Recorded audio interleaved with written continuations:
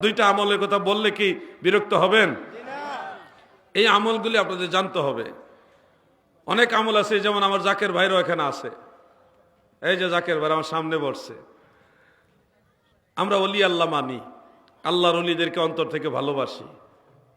পীর কেবলা আজম হুজুর সম্পর্কে আমার বক্তব্য স্পষ্ট, হুজুর কেবলা আল্লাহর ওলি, কোনো সন্দেহ নাই। আপনারা সবাই শুনতেছেন, কোনো লৌকিকতা না। আমার পীর কেবলা আজম হুজুর তিনি আল্লাহর ওলি, কোনো সন্দেহ নাই। কিন্তু হুজুরের নামে যে সমস্ত কুফুরি আকিদা, ভণ্ডামি আকিদাগুলি বই পুস্তকে ওই নসিহতে ঢুকাই দেওয়া হয়েছে, এগুলি হুজুরের না। তারা হুজুরের নামে এগুলি চালাই দিয়েছে।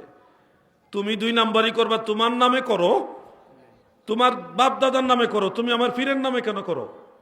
আমাদের কথা হলো এটা, আমরা নবী মাটির তৈরি না, আমরা নবী নূরের তৈরি। কথা ঠিক কিনা বলেন? এরা হুজুর কেবলার নামে নসিহত বইয়ের মধ্যে লেখা দিছে নবীজি সহ সব নবীরা মাটির তৈরি। অথচ আমার পীর কেবলা জান জীবনে কোনোদিন নবীকে মাটির তৈরি বলে নাই, এরা চালাই দিছে।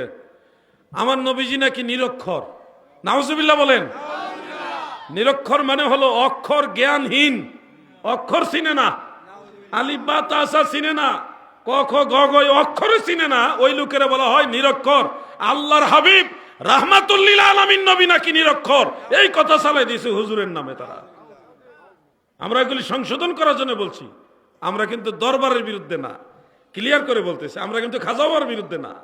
আমি আমার পীরের পক্ষে সব জায়গায় কথা বলি, কাউকে হুজুরের বিরুদ্ধে কথা বলতে দেইও না, আমার পীরের বিরুদ্ধে কাউকে কথা বলতে দেইও না। কিন্তু কোন প্রকার ভণ্ডামি সমর্থন করা যাবে না। আমার জাকের ভাই আমারে ভালোবাসে, আমিও জাকের ভাইদের ভালোবাসি। কেন ভালোবাসবো না? তোরে ভালোবেসে মোরয়ে হলো জাতক লোমানো গেল হে রসুল।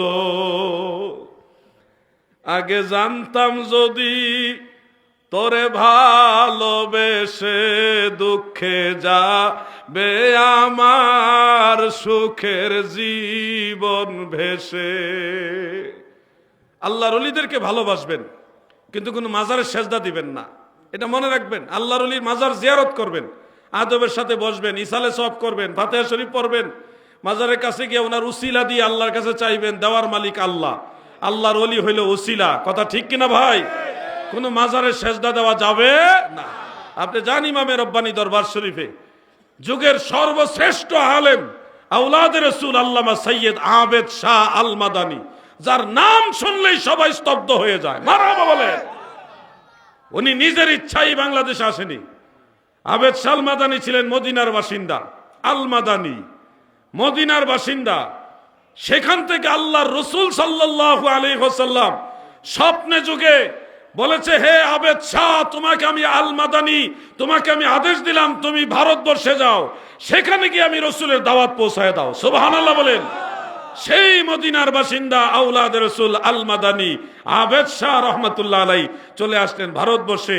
সেই জামে আহমদিয়া চট্টগ্রামের এবং হাজীগঞ্জের চাঁদপুরে ইমামে রব্বানী দরবারে তৎকালীন সময়ে আহলুস সুন্নাহ ওয়াল জামাতের খেদমত সর্বত্র প্রচার করেছেন। হুজুরের মোকাবেলা করার মতো দ্বিতীয় কোনো আলেম ওই জামানায় ছিল না।